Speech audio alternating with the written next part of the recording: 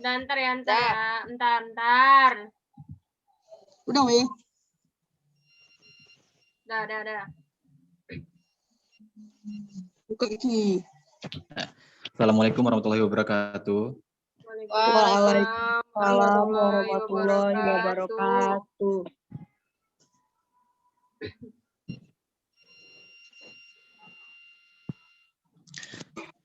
Kami dari kelompok 1 yang terdiri dari anggota yaitu saya Riki Adam selaku pembuka dan presentator kedua. Dan kedua teman saya Dwi Ayuningsi selaku presentator pertama dan Amelia Dila Silvia selaku presentator ketiga. Kami akan mempresentasikan hasil makalah kami.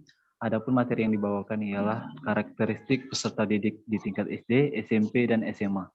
Baiklah, langsung saja kita akan membahas tentang materi tersebut. Maka dari itu, kepada presentator pertama dipersilakan.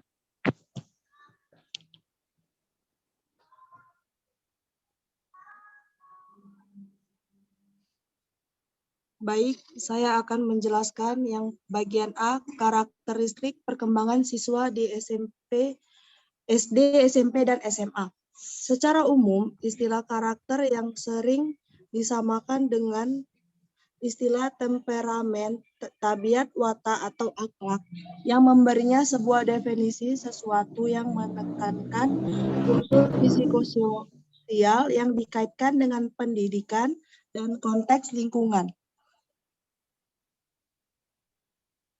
Menurut Degeng dalam Eric Bruhey 2017 mengatakan bahwa karakteristik siswa adalah aspek-aspek atau kualitas perseorangan siswa yang telah dimilikinya. Menganalisis karakteristik siswa dimaksudkan untuk mengetahui ciri-ciri perseorangan siswa. Psikolog memandang anak usia SMA sebagai individu yang berada pada tahap yang tidak jelas dalam rangkaian proses perkembangan individu. Ketidakjelasan ini karena mereka berada pada periode transisi, yaitu dari periode kanak-kanak menuju periode orang dewasa. Pada masa tersebut, mereka melalui masa yang disebut masa remaja atau pubertas. Karakteristik anak usia SD berkaitan aktivitas fisik, yaitu umumnya anak senang bermain, senang bergerak, senang bekerja sama dalam kelompok, dan senang praktik langsung. Ada beberapa konsep tersebut yang akan dapat dijabarkan. Yang pertama, anak usia SD senang bermain pendidik. Bermain pendidik diharuskan paham dengan perkembangan anak, memberikan aktivitas fisik dengan model bermain. Yang kedua, anak usia senang bergerak berbeda dengan orang dewasa yang betah duduk berjam-jam. Namun anak-anak berbeda bahkan kemungkinan duduk tenang maksimal 30 menit. Yang ketiga, anak usia SD senang beraktivitas kelompok. Anak usia SD umumnya mengelompokkan dengan teman sebaya atau seusianya. Yang keempat, anak usia SD senang praktik langsung. B. Gambaran aspek-aspek siswa di SD, SMP, maupun SMA. Perkembangan dapat diartikan sebagai proses perubahan kuantitatif dan kualitatif individu dalam rentang kehidupannya, mulai dari masa konsepsi, masa bayi, masa kanak-kanak, masa remaja, sampai masa dewasa. Perkembangan dapat diartikan juga sebagai suatu proses perubahan dalam diri individu atau organisme, baik fisik maupun fisik, menuju tingkat kedewasaan atau kematangan yang berlangsung secara sistematis, progresif, dan berkesinambungan. Perkembangan individu ini merupakan integrasi dari beberapa proses, yaitu biologis, kognitif, dan sosio-emosional. Ketiga proses ini saling berhubungan dan saling mempengaruhi. Dengan demikian, objek psikolog perkembangan adalah proses perubahan yang terjadi dalam diri individu, meliputi beberapa aspek, yaitu aspek perkembangan pertama, aspek fisik dan motorik berkaitan dengan perkembangan fisik dan motoriknya. Yang kedua, aspek perkembangan kognitif atau intelektual. Perkembangan kognitif berkaitan dengan potensi intelektual yang dimiliki individu. Yang ketiga, perkembangan sosial. Yang keempat, perkembangan bahasa. Yang kelima, aspek perkembangan emosi. Yang keenam, aspek kepribadian dan seni. Yang ketujuh, aspek perkembangan moral dan penghayatan agama. Selanjutnya akan dijelaskan oleh Saudara Riki. Baiklah, saya akan menunjukkan pada bagian C, yang dimana faktor yang mempengaruhi siswa SD, SMP, dan SMA. Pertama, di sini ada faktor gen atau hereditas, merupakan faktor internal yang terpengaruh terhadap pertumbuhan dan perkembangan individu. Hereditas sendiri dapat diartikan sebagai totalitas karakteristik individu yang diwariskan orang tua. Nah, kedua ada faktor lingkungan atau nurture. Lingkungan merupakan faktor eksternal yang turut membentuk dan mempengaruhi perkembangan individu. Ada beberapa faktor lingkungan yang sangat menonjol, yakni dalam lingkungan keluarga. Menurut Yusuf, pada tahun 2011, alasan tentang pentingnya peranan keluarga bagi perkembangan anak adalah keluarga merupakan kelompok sosial pertama yang menjadi pusat identifikasi anak. Keluarga merupakan lingkungan pertama yang mengenal nilai-nilai kehidupan kepada anak dan orang tua. Kemudian selanjutnya akan dijelaskan oleh kepada Saudara Amel. Oke, baik. Selanjutnya saya akan membahas tentang hubungan remaja dengan teman sebaya. Perkembangan kehidupan sosial remaja juga ditandai dengan gejalanya meningkat pengaruh teman sebaya dalam kehidupan mereka. Sebagian besar, waktunya dihabiskan untuk berhubungan atau bergaul dengan teman-teman sebaya mereka.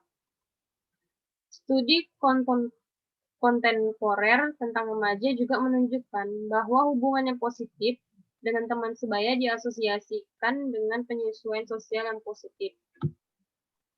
Secara rinci, menurut Kelly dan Hansen, tahun 1987 menyebutkan ada 6 fungsi positif dari teman sebaya. Yang pertama, mengontrol impuls agresif. Melalui interaksi dengan teman sebaya, teman remaja belajar bagaimana memecahkan pertengahan-pertengahan dengan cara-cara yang lain selain dengan tindakan agresi langsung. Yang kedua, memperoleh dorongan emosional dan sosial serta menjadi lebih independen. Teman-teman dan kelompok teman sebaya memberikan dorongan bagi remaja untuk mengambil peran dan tanggung jawab baru mereka. Dorongan yang diperoleh remaja dari teman-teman sebaya mereka ini akan menyebabkan berkurangnya ketergantungan remaja pada dorongan keluarga mereka. Yang ketiga, meningkatkan keterampilan-keterampilan sosial, mengembangkan kemampuan penalaran dan belajar untuk mengapresiasikan perasaan-perasaan dengan cara-cara yang lebih matang. Melalui percakapan dan perdebatan dengan teman sebaya, remaja lebih mengekspresikan ide-ide dan perasaan-perasaan serta mengembangkan kemampuan mereka dalam memecahkan suatu masalah. Yang keempat, mengembangkan sikap-sikap seksual dan tingkah laku peran jenis kelamin, terutama dibentuk melalui interaksi dengan teman sebaya. Remaja belajar mengenai tingkah laku dan sikap-sikap yang mereka asosiasikan dengan menjadi laki-laki dan perempuan muda. Yang kelima, memperkuat penyesuaian moral dan nilai. Umumnya, orang dewasa mengajarkan kepada anak-anak mereka tentang apa yang benar dan apa yang salah. Dalam kelompok teman sebaya, remaja mencoba mengambil keputusan atas diri mereka sendiri. Remaja mencoba mengambilkan keputusan atas diri mereka sendiri. Remaja mengevaluasi nilai-nilai yang dimiliki dan yang dimiliki oleh teman sebayanya, serta memutuskan mana yang benar dan mana yang salah. Proses mengevaluasi ini dapat membantu remaja mengembangkan kemampuan penalaran moralnya. Yang keenam, meningkatkan harga diri menjadi orang yang disukai oleh sejumlah besar teman-teman remajanya. Mereka merasa enak atau senang tentang dirinya. Berdasarkan karakteristik anak usia sekolah dasar yang senang bermain, bergerak, mengelompokkan, dan praktik langsung. Oleh karena itu, berkaitan dengan aktivitas tersebut, disesuaikan dengan pertumbuhan fisiknya dan perkembangan emosional anak. Bentuk aktivitas fisik disesuaikan dengan jenjang umurnya. Periode umur 7-8 tahun, SD kelas 1 dan 2. Periode umur 9 tahun, SD kelas 3. Periode umur 10-11 tahun, SD kelas 4 dan 5, dan periode umur 12-13 tahun, kelas 6. Sehingga, melalui aktivitas fisik yang tepat dan sesuai diharapkan akan berdampak pada pertumbuhan fisik dan perkembangan emosi optimal. Dan dari uraian di atas, kita dapat simpulkan bahwa karakteristik perkembangan seseorang berbeda-beda, tergantung faktor yang mempengaruhi perkembangan seseorang. Karakteristik perkembangan anak usia sekolah berbeda dengan karakteristik perkembangan remaja dan karakteristik perkembangan masa dewasa. Karakteristik perkembangan anak usia sekolah meliputi perkembangan fisik, motorik, perkembangan intelektual, perkembangan bahasa, perkembangan emosi, perkembangan sosial, dan perkembangan kesadaran beragama. Ada banyak faktor yang mempengaruhi perkembangan yang akan menimbulkan masalah dalam perkembangan. Faktor tersebut meliputi faktor genetika dan faktor lingkungan. Dasar proses perkembangan ketujuh aspek tersebut terkadang menimbulkan masalah. Masalah-masalah tersebut bisa diperbaiki dengan dukungan dari orang-orang terdekatnya, terutama keluarga. Setiap orang memiliki kelebihan dan kelemahan masing-masing, sehingga seorang anak tidak boleh dipaksakan untuk menguasai seluruh aspek perkembangannya. Baik, demikianlah presentasi dari kelompok kami. Jika teman-teman ada yang ingin bertanya, bisa langsung berkomentar di kolom e-learning. Terima kasih.